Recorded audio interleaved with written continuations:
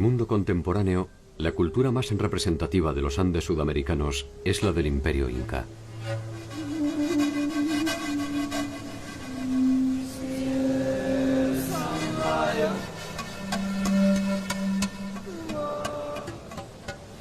Sin embargo, la historia imperial de los incas representa apenas un siglo.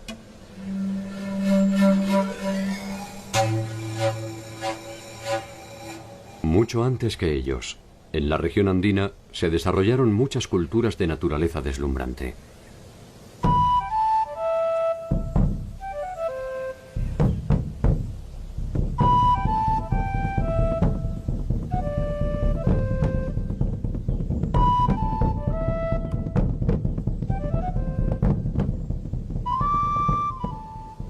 Conocer este mundo preincaico es una aventura siempre inquietante.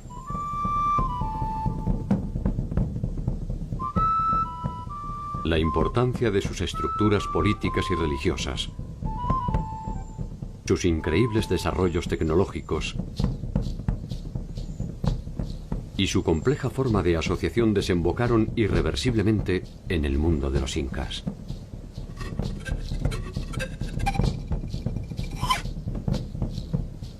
Ciudades milenarias, recintos funerarios escondidos,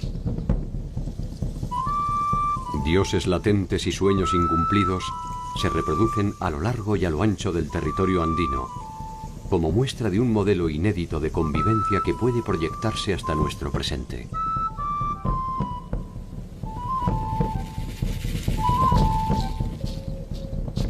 ¿Quiénes fueron y cómo vivieron los pueblos que precedieron a los incas?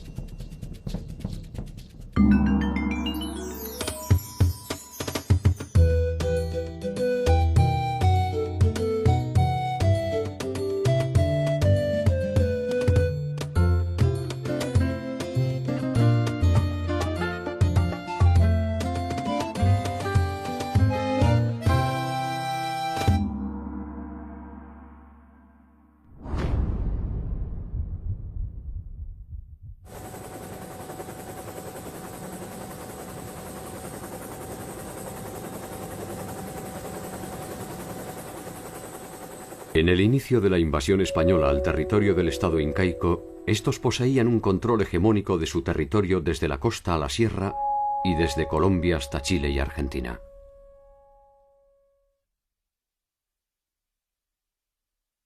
Algunos de los señoríos que los precedieron estaban bajo su órbita mediante acuerdos, y otros, sencillamente, habían sido sometidos militarmente.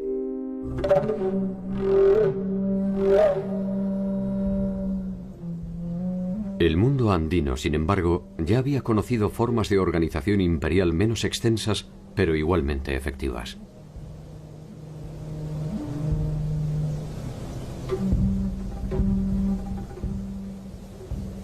Hacia el remoto inicio de los tiempos, muchos habían intentado el sueño que coronaron los incas. Un sueño milenario iniciado en un paisaje que era apenas algo menos que un desierto hostil.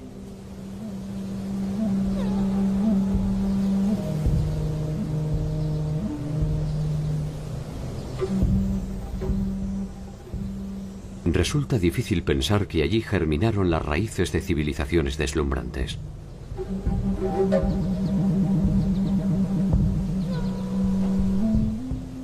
Allí nacieron los primeros dioses, las primeras leyes, los primeros desencuentros.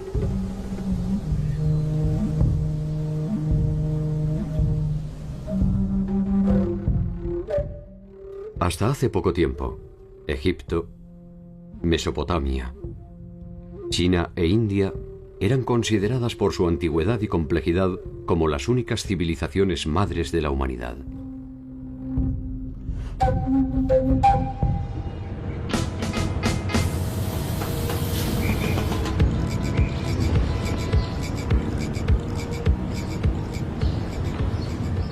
Sin embargo, más de 4000 años antes de la fundación de Cartago, 2000 años antes del reinado de Ramsés I y 1000 años antes de Hammurabi, existió en Perú un complejo político y cultural cuyo centro fue la ciudad sagrada de Caral.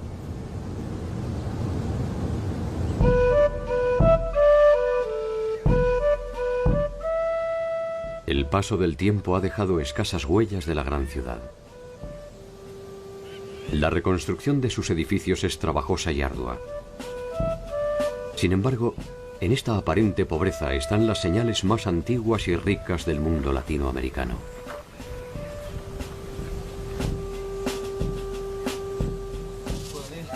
Entender qué nos dice este rastro de polvo es empezar a comprender la complejidad de nuestro tiempo.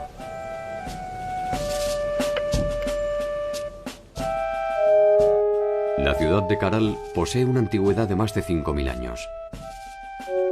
Es hasta hoy la primera ciudad-estado de América. En ella se organizaron los intereses de los hombres en torno a reglas específicas y concretas de convivencia, que incluyeron el pensamiento religioso, la innovación tecnológica y científica y la estratificación social.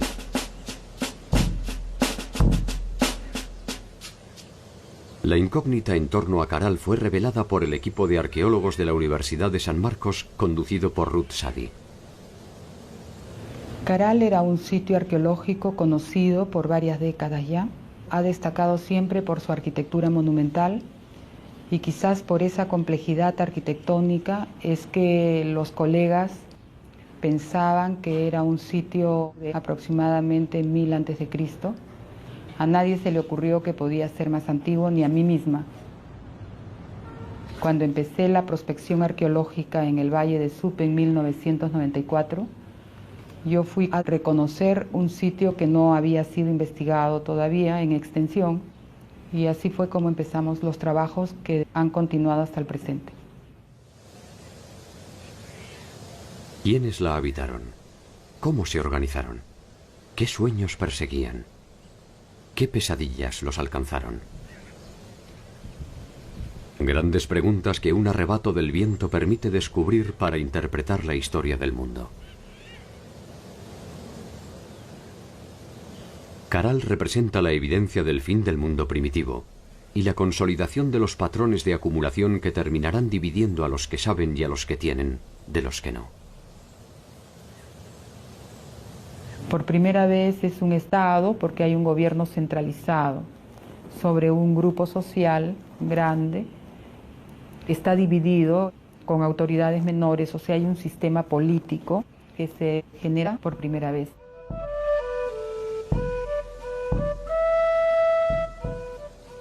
Extendida sobre una superficie de 50 hectáreas, posee 32 conjuntos arquitectónicos entre los que se encuentran el Templo del Anfiteatro, la Pirámide Mayor y la Pirámide de la Galería. No es solo Caral, son 18 asentamientos en el Valle de Supe, de diferente extensión, de diferente complejidad. Comprendió los territorios de costa, de sierra y de selva. O sea, por primera vez en el Perú se tendió un eje de interacción entre las sociedades que poblaban las diversas regiones. De modo que tenemos productos, conocimientos y experiencias que de la selva se trasladaron a la sierra, de la sierra a la costa, y todo fue un eje que enriqueció el proceso general de esta sociedad.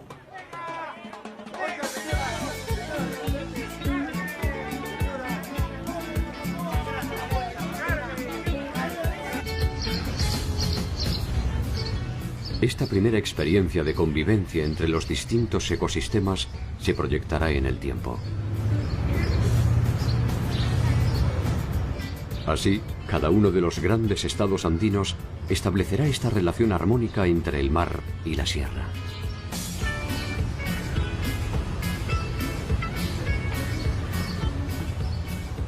La importancia que tiene el sitio arqueológico es que testimonia el proceso cultural que dio origen a la civilización más antigua de América. Y es tan antigua como los focos más antiguos identificados en el viejo continente de Mesopotamia, Egipto, India y China. Caminando entre los vestigios de la ciudad, se pueden apreciar los vastos conocimientos arquitectónicos que poseyeron sus moradores. Caral era un gran asentamiento urbano y estamos frente a una sociedad jerarquizada. hay distinciones en cuanto a la forma de vivir. Están las casas de los funcionarios al costado de los edificios. Luego tenemos las casas de los servidores, que son mucho más pequeñas, y están las casas en la periferia, que son todavía más pequeñas. Entonces se nota que hay un modo de vida distinto de acuerdo a la posición que los individuos tenían dentro de la organización social. El salto cualitativo de la concepción urbanística y arquitectónica define a Caral como una morada destinada a los dioses. Y los que ordenaron su construcción no pueden ser otra cosa que sus intermediarios. La ciudad testimonia eso. La arquitectura implica conocimientos de matemáticas, de geometría, de estabilidad, de los materiales para que una construcción piramidal de más de 20 metros no se venga abajo. Implica también conocimientos de astronomía, aplicaron conocimientos en la tecnología agraria. Entonces, todo ese cúmulo de conocimientos hizo o sustentó el prestigio de la ciudad. Reconstruir la maravilla de la ciudad es un trabajo delicado que exige a los arqueólogos su máxima atención. Cada piedra es algo más que una parte decisiva de una edificación. Sobre ellas reposan un contenido espiritual y otro político que en algún sentido son lo mismo. En esta etapa del desarrollo civilizatorio, el Estado utilizó mucho de la religión.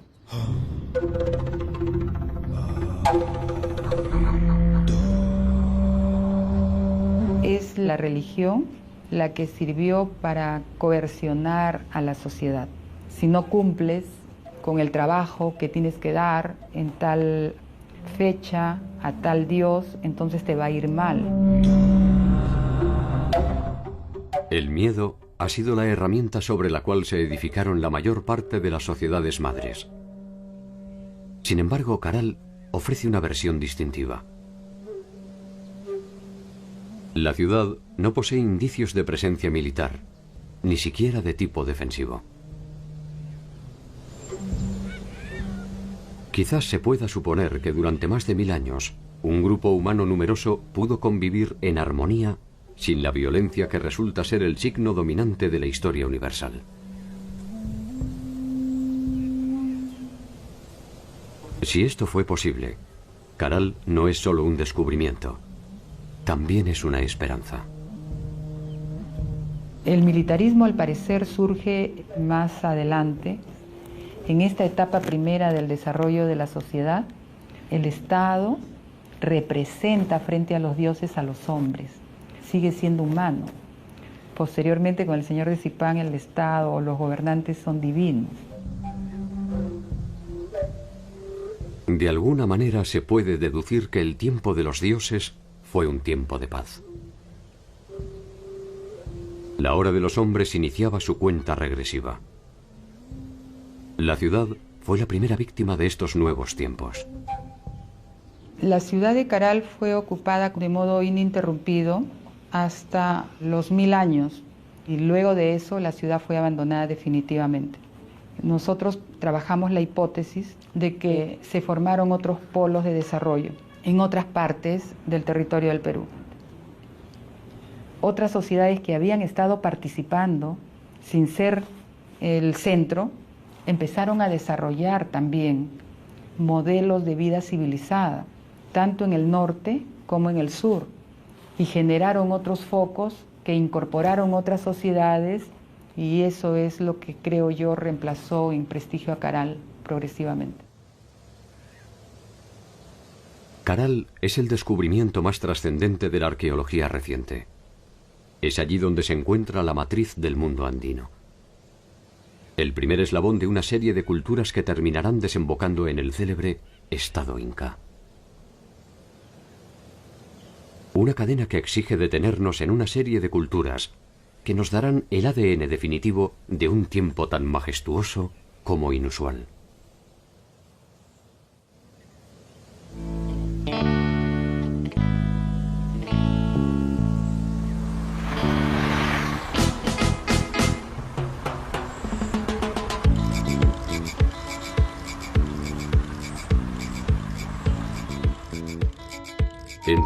1500 a.C. y el 500 de nuestra era, la más acabada representación de lo que se ha dado en llamar el primer horizonte cultural andino se encuentra en la ciudad de Chavín. Desde la sierra norte del Perú en la provincia de Huari y hasta más allá del territorio actual de Ecuador, la cultura chavín estableció su área de influencia y predominio.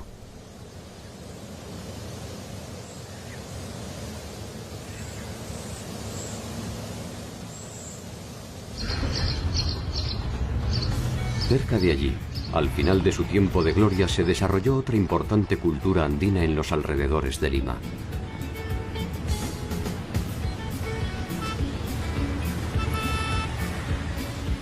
Lima es en la actualidad la capital del Perú. Los conquistadores españoles la llamaron la Ciudad de los Reyes y establecieron allí la sede del gobierno colonial. Probablemente su estratégica ubicación cercana al mar y un interés por debilitar la influencia de la antigua capital incaica, Cuzco, determinó su emplazamiento.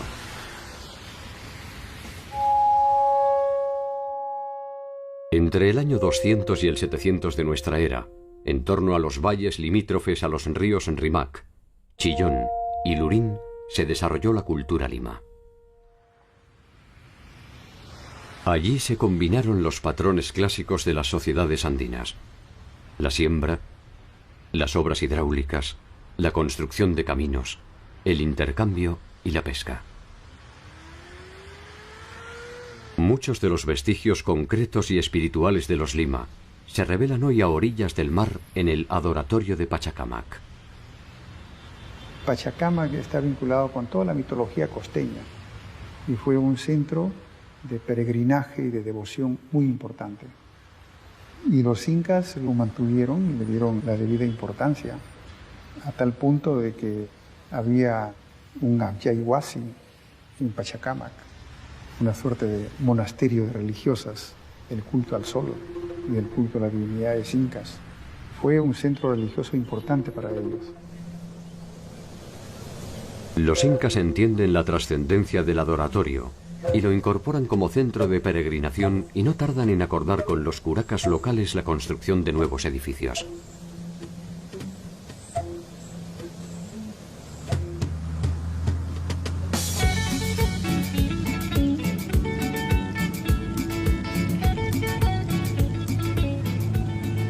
Una estrategia similar realizaron los incas cuando procedieron a la conquista del pueblo aymara en las inmediaciones del lago Titicaca.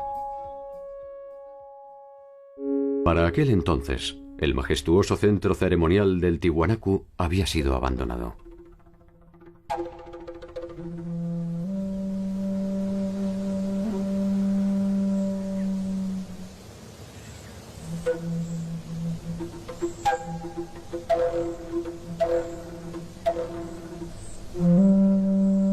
Estamos en el lugar más importante y más impactante de lo que ha sido Tiwanaku en cuanto a su arquitectura.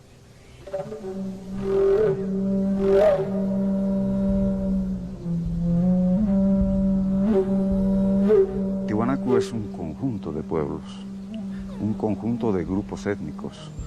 En Tiwanaku se hablaba el quechua, se hablaba el aymara, se hablaba el puquina, se hablaba el chipaya, en fin, había una enorme cantidad de lenguas, así como pueblos. El lago Titicaca, ubicado a 3.850 metros sobre el nivel del mar, no era solamente un accidente geográfico.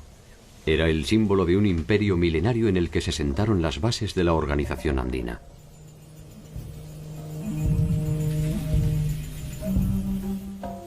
Para los tiwanacotas fue en su capital donde se produjo el origen del mundo. El dios creador, Viracocha, emergió de las aguas del lago Titicaca y fue él quien colocó al sol, la luna y las estrellas en el cielo y quien envió a sus auxiliares a crear los animales y las plantas. Fue él quien talló en piedra a los hombres, les dio vida y los entregó al mundo.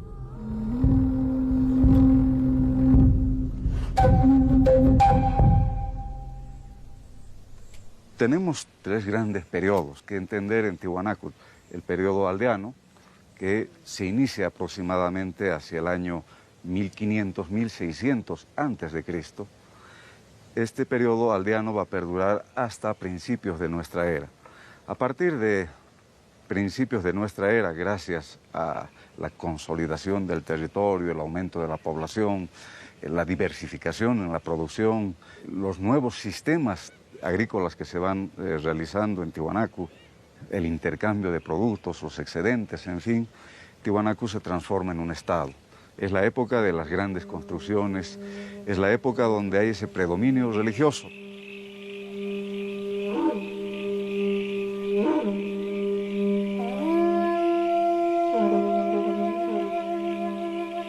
Tiwanaku había sido el centro político y religioso de un amplio territorio, que hacia el año 500 después de Cristo ya se constituía como una importante referencia, que se materializaba en su imponente concepción urbanística. Los templos están relacionados con la parte de la cosmovisión andina. Muchos de ellos están jugando un papel relacionado con lo que son sus cultos, sus dioses, y sobre todo vamos a ver la importancia que tiene la astronomía en cada uno de estos templos, convirtiéndose en verdaderos calendarios que les están dando las fechas para las fiestas, como para también la época de la siembra. Las pirámides, las construcciones elevadas que están relacionadas al sol, la luna, las estrellas, los astros. También están los dioses del Acapacha, lo que son las construcciones al nivel del suelo, de piso, como el Akalasasaya. Y finalmente los templetes subterráneos, que están más vinculados a las divinidades de la fertilidad, la fecundidad. El templete semisubterráneo posee una planta cuadrangular delimitada con muros de arenisca roja que fueron sostenidos mediante 57 pilares. Sobre sus paredes se encuentran 157 cabezas enclavadas que representan una diversidad de etnias que resulta decididamente desconcertante.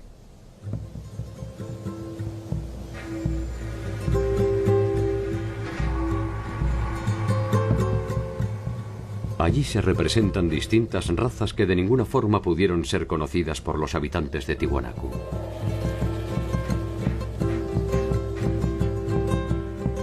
Muchas son las hipótesis a propósito de su significación.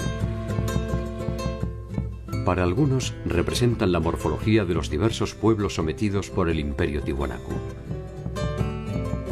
Para otros, se trata de un ensayo de Viracocha para la creación de la pareja original que poblaría el mundo.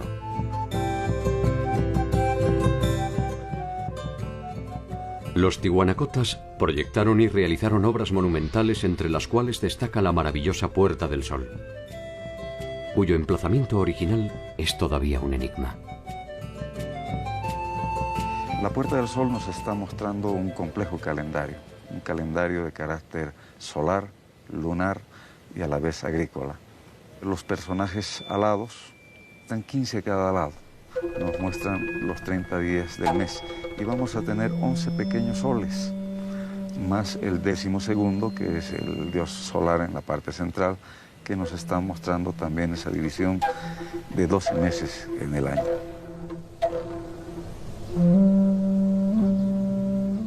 A 1000 metros del lugar se encuentra el área del Pumapunku, cuya estructura inicial fue elegida por los incas para sus ceremonias, banquetes y celebraciones. En esta área podemos encontrar trabajos de lo que ha sido el manejo de la piedra. Bloques de más de 180 toneladas de peso que fueron trasladadas desde la serranía que tenemos allá, donde están las canteras, donde se extraía los bloques de piedra para la edificación de estos templos. Uno de los mayores bloques justamente es esta plataforma, que tiene un peso de 185 toneladas, que eran parte del templo, el magnífico templo que se encontraba justamente hacia la salida. Al fondo se puede apreciar la montaña del Illimani, está justamente hacia lo que es uno de los principales achachilas, uno de los principales apus protectores de este sitio.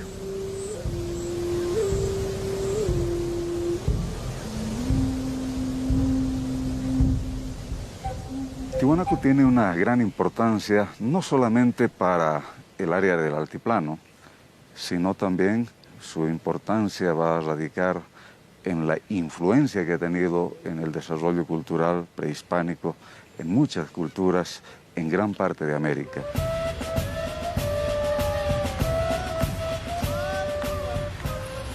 El pueblo aymara es hoy una de las comunidades más representativas de ese pasado, y la mayor parte de la población actual de Bolivia es descendiente directa de esta etnia. La impronta de su cultura definió las relaciones que se repetirían en los distintos pueblos andinos hasta la llegada de la invasión europea. Una de estas bases fue, sin duda, la tecnología alimentaria. Teníamos varios sistemas en la parte agrícola. Vamos a tener lo que son las tacanas o las terrazas de cultivo en las partes altas, donde preferentemente se da producción de papas macho. Hoy en día contamos con más de 400 variedades de papa que han sido productos justamente de Tiwanaku. Por lo tanto, la influencia, la importancia que ha tenido en la región ha sido bastante grande. También tenemos las cochas o cotas, que son lagunas artificiales. Solamente en este valle tenemos más de 400, que servían como acopio para el agua, tanto para la agricultura como para el pastoreo de los camélidos. Y la mayor tecnología de Tiwanaku es lo que constituyen los sucacollos, que son camellones irrigados mediante canales, donde podían ellos cultivar 3-4 veces al año. No solamente tenemos el desarrollo en la agricultura, sino también en lo que es el pastoreo, la crianza de camélidos.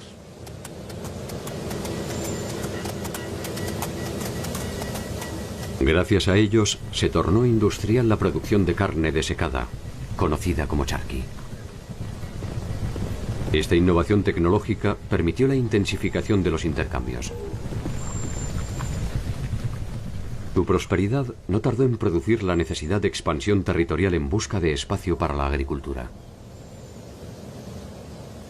Hacia el 700, Tiwanaku deja de ser un estado con predominio religioso, teocrático, se va transformando en un estado militarista, expansionista, donde va abriendo sus fronteras, va creciendo, se van formando nuevas ciudades que están distribuidos hasta la costa del Pacífico, así como también gran parte del Perú, incluso entrando hacia Argentina y Chile. Y esto va a traer convulsiones sociales. Al mismo tiempo vamos a tener problemas de carácter climatológico, vamos a ver una prolongada sequía que ha de afectar la base económica de Tiwanaku, que estaba sustentada en la agricultura. Este colapso hace que Tiwanaku empiece a desintegrarse, a dividirse en pequeños grupos. Hacia finales del primer milenio, como tantas otras ciudades andinas, Tiwanaku es abandonada. Había alcanzado más de 6 kilómetros cuadrados de extensión y llegó a tener más de 30.000 habitantes.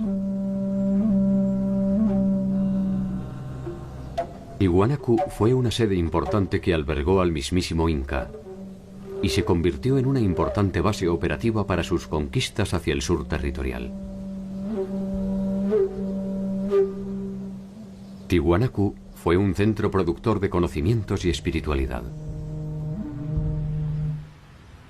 La importancia de Tiwanaku trascendió su apogeo y su caída. Quedan por descifrar muchos eventos que aún carecen de nombre propio.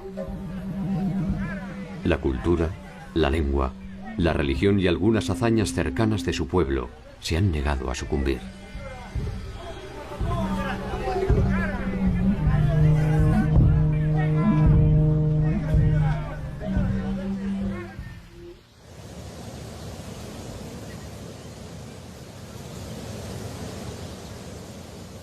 Según la leyenda, la ciudad de Chanchan fue fundada por un mítico líder que habría llegado del mar.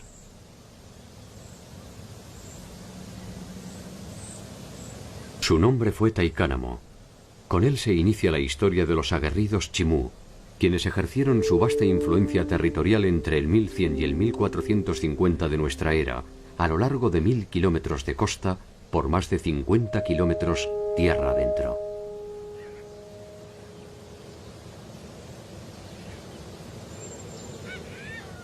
En Chan Chan llegaron a vivir más de 50.000 habitantes, y la armónica y serena belleza de la ciudad, con sus trabajados muros de barro, está aún en pie. Los chimús protegieron específicamente sus conquistas agrarias y no dudaron en ejercer su poderío militar para asegurarse el control de los cauces de agua que garantizaban la siembra.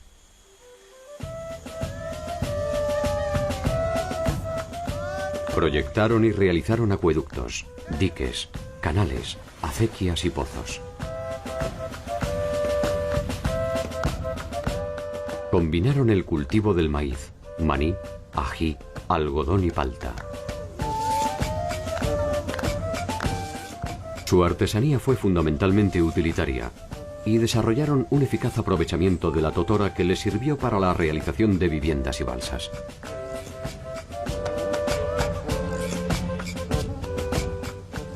Su tecnología marítima es visible aún en muchos pueblos de pescadores.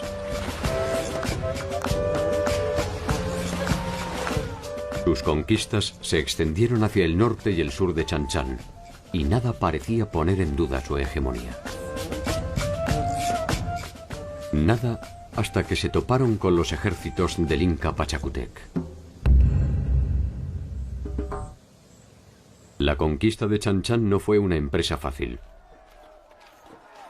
Capac Chimú comanda a su pueblo cuando los incas se plantan a las puertas de su territorio. Los chimú se niegan a sumarse al Inca y por varias veces rechazan al multitudinario ejército imperial. La victoria será solo pasajera. Los incas reafirman su alianza con los curacas del Rimac y un nuevo ejército más grande y más poderoso desemboca finalmente en la rendición de Capac Chimú.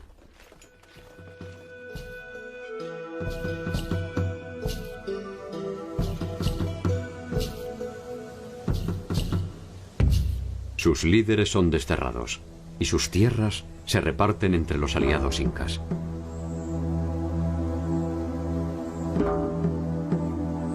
La ciudadela de Chan Chan, sin embargo, ha llegado hasta nuestros días con sus silencios de barro, para dar por sentado que cuando se trata de los chimú, ninguna rendición es definitiva.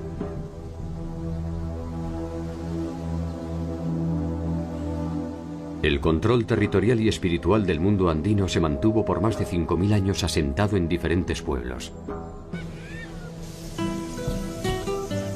En el Valle de Supe, en Chavín, en Huari, en Tiwanaku, en Chan Chan y en Cuzco.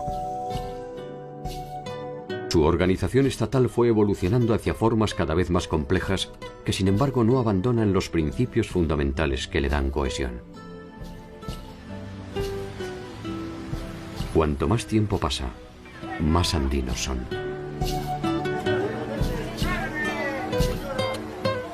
Una de las claves de su funcionamiento es la integración de todos sus habitantes en un sueño colectivo fuertemente regulado por el Estado.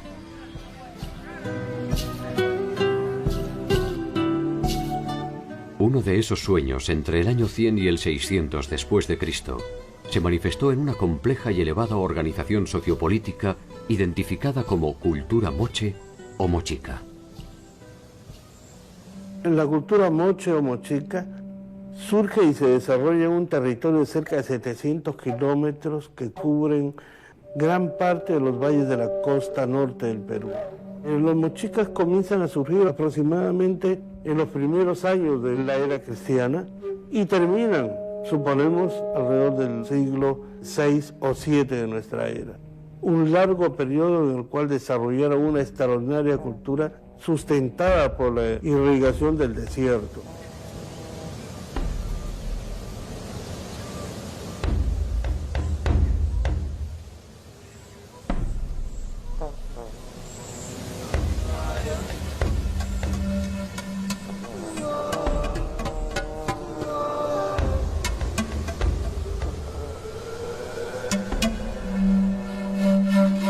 La conquista fue una de las formas mediante la cual se obtuvieron tierras, sirvientes, esclavos y riqueza.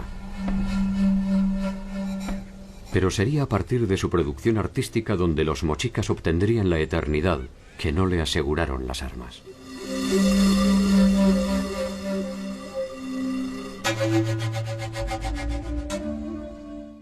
Sus trabajos de metalurgia constituyen una importante muestra de la capacidad tecnológica de los mochicas y poseen no solo una calidad formal inusual, también un carácter simbólico que nos permite establecer algunas consideraciones a propósito de sus formas de agrupación.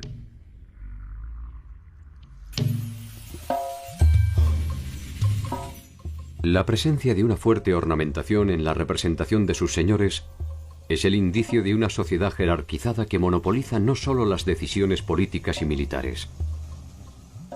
Es también la base desde la cual puede presumirse el carácter sagrado de sus gobernantes. El oro como metal sabemos que no tenía ningún valor comercial. El oro estaba reservado exclusivamente para los ornamentos de los soberanos.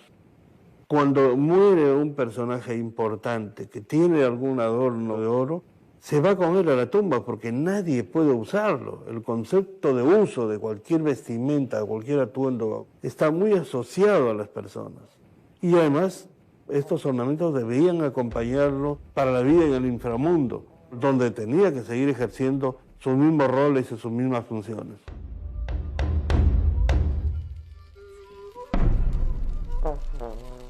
La cerámica moche atravesó todos los estadios posibles de la manifestación artística y es, sin lugar a dudas, una de las más atractivas y delicadas de la historia de la humanidad.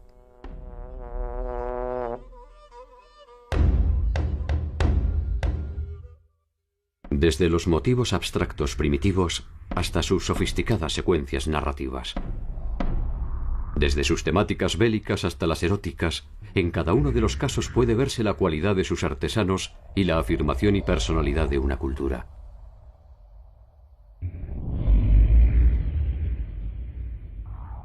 Sus cabezas modeladas poseen un grado de realismo, técnica, expresividad y sensibilidad que rara vez han logrado otros artistas quizás menos anónimos. Los mochicas fueron una sociedad cuya economía estaba basada en la agricultura, esencialmente. Fue un pueblo de agricultores del desierto. Ellos lograron la proeza de dominar el desierto, desarrollando una tecnología hidráulica que permitía desviar el curso de los ríos que bajan desde la montaña andina y usualmente se pierden en el mar, para llevarlos a las zonas secas donde no llega el agua, porque la costa norte del Perú es una región desértica. Ellos lograron desarrollar un sistema de irrigación extraordinario que incluso hoy los peruanos en esta región no podemos superarlo. En su territorio dan cuenta hoy de su grandeza dos obras monumentales, la Huaca del Sol y la Huaca de la Luna. La Huaca del Sol mide 18 metros de altura y su base rectangular tiene una extensión de 136 por 228 metros. Esta construcción piramidal es probablemente la edificación más imponente del Perú. Su significación se completa con otra huaca de menor tamaño, pero igualmente sugestiva. La Huaca de la Luna. Estas huacas son sin lugar a dudas el resultado de un trabajo comunal, probablemente alguno de los tantos servicios de la reciprocidad que exigían sus gobernantes y nos dan a entender la importancia de este centro ceremonial.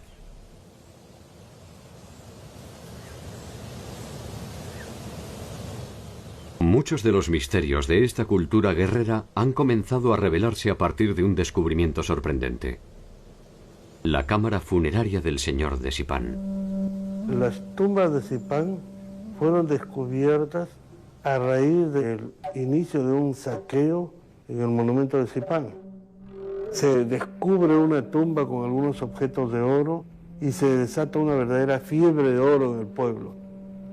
Iniciamos inmediatamente un trabajo de rescate arqueológico en una situación muy dramática que forma parte de toda la historia de esta excavación. Logramos detener el saqueo.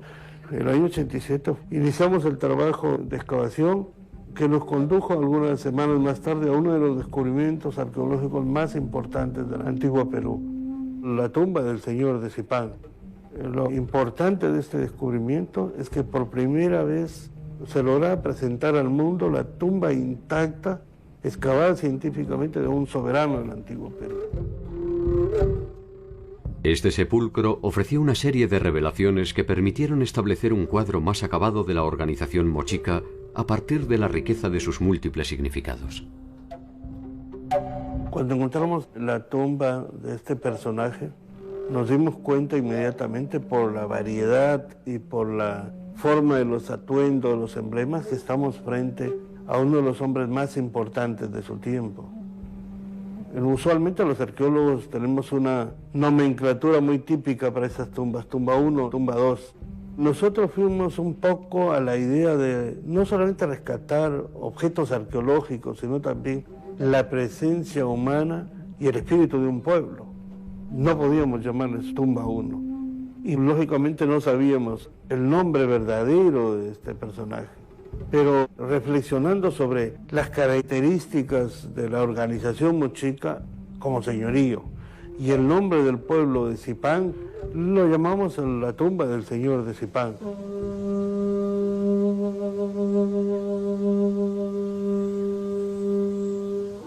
Se trata de un recinto abierto con paredes de adobe que mide 5 metros por 5. En el centro se ubicaba el ataúd del señor de Zipán, confeccionado en madera y envuelto con sus atuendos e insignias de mando. A ambos lados se encontraban los enterramientos de 2 acompañantes varones. Uno de ellos, ubicado en la misma posición que el señor de Zipán, sería presumiblemente un jefe militar. Opuesto a él se encuentra otro personaje de rango, que ha sido identificado como un jefe de protocolo. Un perro los acompaña, probablemente siguiendo las tradiciones que los identificaban como guías en el viaje hacia el más allá. La parte central de la cámara funeraria era el ataúd conteniendo el ajuar del señor de Zipán, que envolvía el cuerpo del señor al momento de su muerte. Este ajuar estaba compuesto por un conjunto maravilloso y extraordinario de ornamentos de oro, plata, cobre y cobre dorado, vestimentas, atuendos. La mayor parte de ellos son emblemas de rango. En la esquina suroeste de la cámara se encontraba un niño de aproximadamente 10 años, el techo, y sobre el techo el guardián que cuidaba la tumba. Y el guardián tenía los pies amputados como una señal simbólica de que no debía abandonar su puesto de vigilancia para la eternidad. Finalmente, el último acompañante estaba colocado en una de las paredes en posición sedente, como un vigía, custodiando la cámara de su señor. Este conjunto de acompañantes probablemente fueron parte de su séquito real, que tenían la obligación de acompañarlo en su muerte. La disposición de los cuerpos y el hallazgo de más de 200 vasijas escultóricas que representan personajes de importancia definen la noción de la muerte como un viaje hacia la eternidad en la cual el noble es acompañado por un séquito que ha sido sacrificado a tal efecto.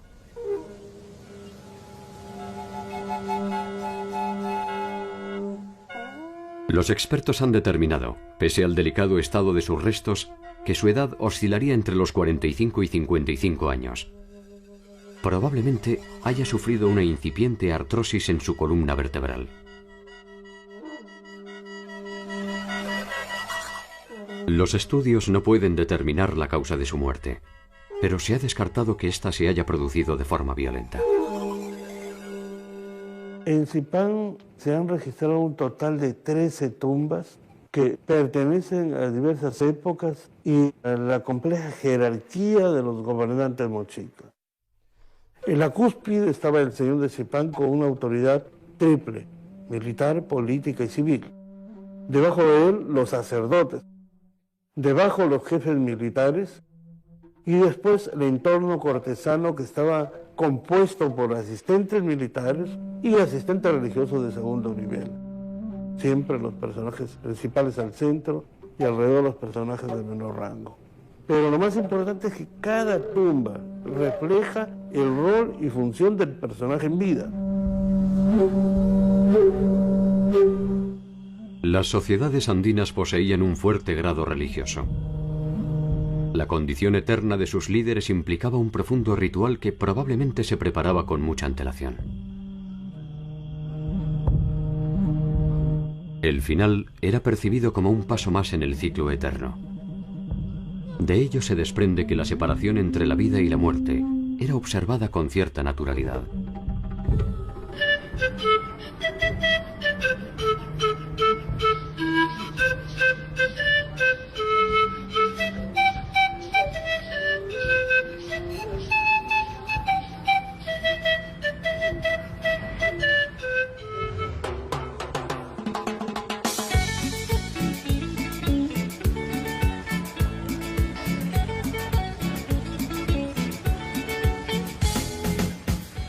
La vida y la muerte, los dioses y los hombres, la siembra y la cosecha. La dualidad del ser andino permite explicar el mundo mediante opuestos que forman una sola entidad. La maravilla de los Andes no reside en los extraordinarios conocimientos de navegación de los chinchas, ni en las deslumbrantes huacas del sol y de la luna. Tampoco en la religiosidad de los pueblos del Valle de Lima, ni en las increíbles obras de ingeniería hidráulica de los nazcas. La maravilla de los Andes debería buscarse en la capacidad para preservar su espacio vital y su subsistencia más allá de cruentos enfrentamientos y profundos procesos de cambio.